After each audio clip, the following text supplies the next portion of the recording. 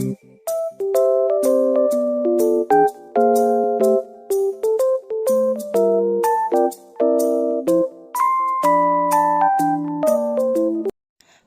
praktikum. Yang pertama yaitu mahasiswa mengetahui jenis penyakit, serangga, dan gulma yang tampak pada tanaman padi yang terserang.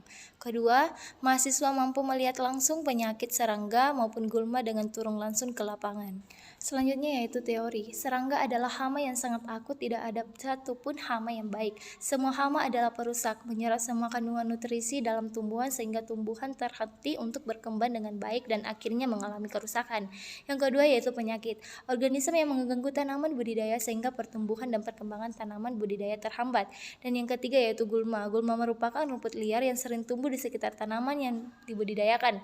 Tumbuhnya gulma pada area pertanian ini tentunya akan sangat mengganggu pertumbuhan tanaman sehingga apabila tidak segera ditanggulangi maka akan berdampak pada rendahnya kualitas hasil pertanian yang sudah dibudidayakan. Adapun waktu dan tempat pelaksanaan praktikum DDPT ini dilakukan pada hari Sabtu 24 Desember 2022 pada pukul 3.00 sampai dengan 5.30 di Desa Katumbang Lemo. Adapun alatnya yaitu handphone atau HP, buku dan pulpen.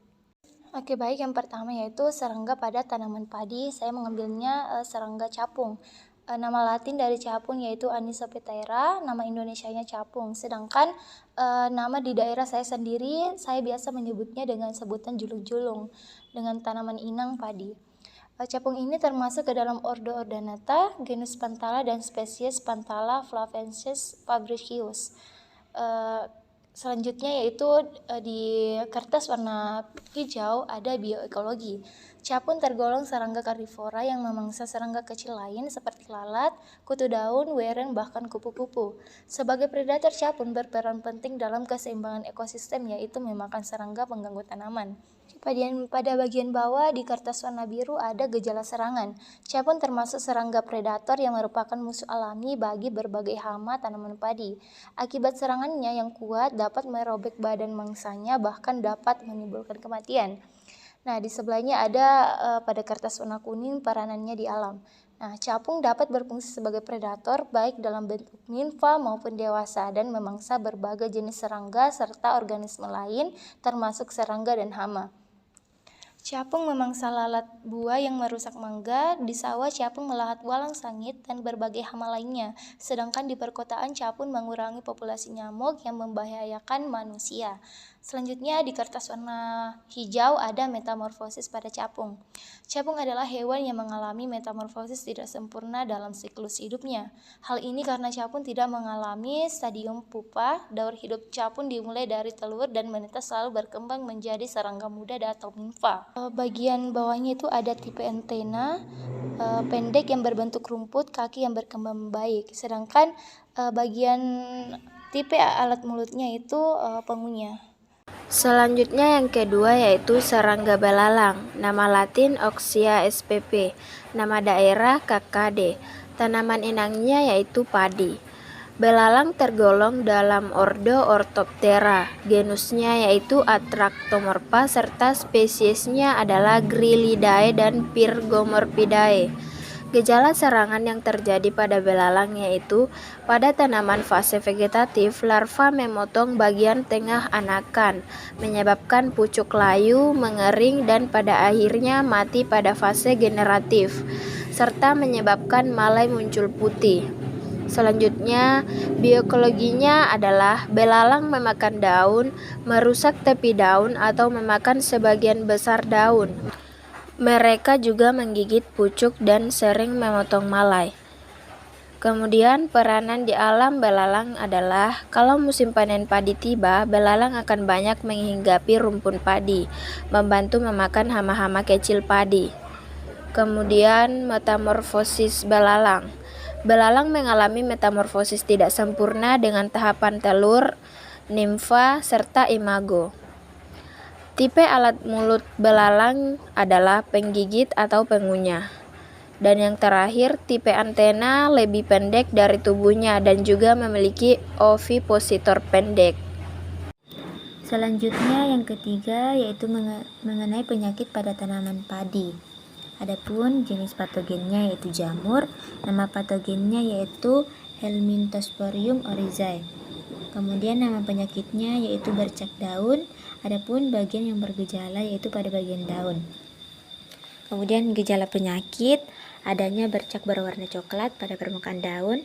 Kemudian bioekologi penyakit yang pertama yaitu siklus hidup Helminthosporium oryzae, termasuk jamur dengan divisi Deuteromycotina dengan ciri hipa bersekat, dinding selnya terbuat dari zat katin, berkembang biak dengan konidia, belum diketahui tahap seksualnya sehingga sering disebut dengan jamur imperfecti, yaitu jamur yang belum sempurna. Selanjutnya yaitu mekanisme infeksi. Jamur Helminthosporium oryzae menginfeksi daun baik melalui stomata maupun menembus langsung dinding sel epidermis setelah membentuk apresoria. Selanjutnya yaitu cara bertahan hidup. Jamur Helminthosporium oryzae mempertahankan diri dari musim ke musim pada biji-biji dan jerami dan dapat bertahan pada rumput-rumput liar. Kemudian dapat bertahan pada jaringan tanaman dan lamanya bertahan sangat dipengaruhi oleh keadaan lingkungan. Selanjutnya mengenai tanaman inang yaitu tanaman padi. Yang keempat, penyakit tanaman padi. Adapun jenis patogen, bakteri Zemhom oryzae dan nama patogennya Hawa bakteri. Hawa daun bakteri disebabkan oleh bakteri Ezoon oryzae dan dapat menurunkan hasil sampai 30%.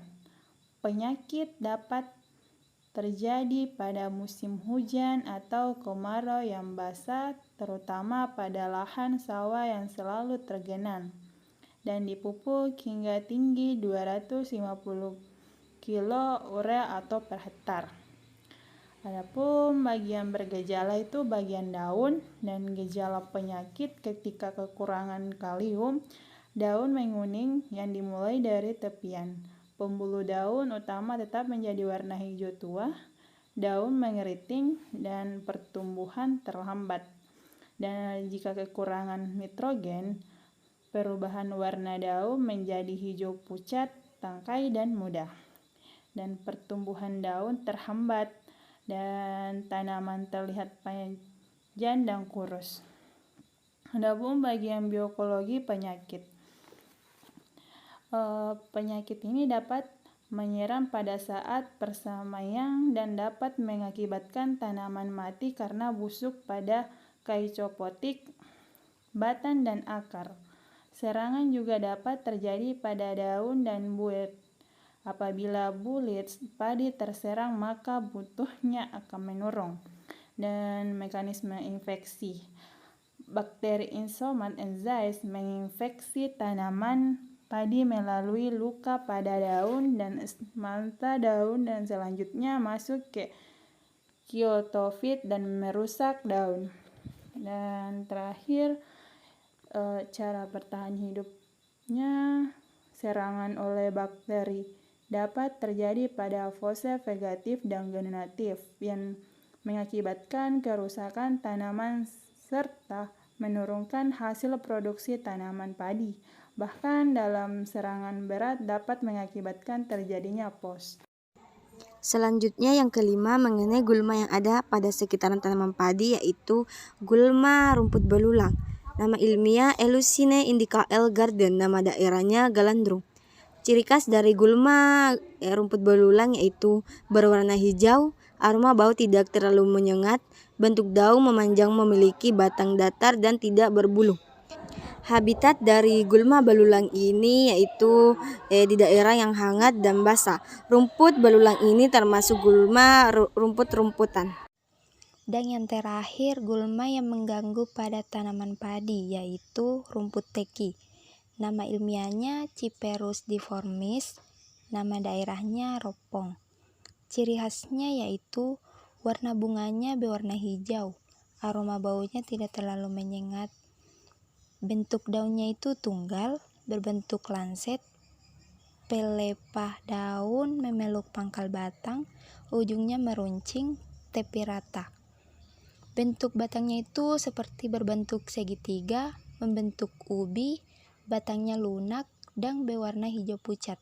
Untuk bijinya sendiri itu mirip oval telur dengan panjang sekitar 3 mm, warnanya antara coklat hingga kemerahan dan mempunyai benang sari serta putik. Untuk habitatnya yaitu berada di daerah tropis dan subtropis, tumbuh hampir di semua jenis tanah. Rumput teki ini termasuk gulma teki-tekian.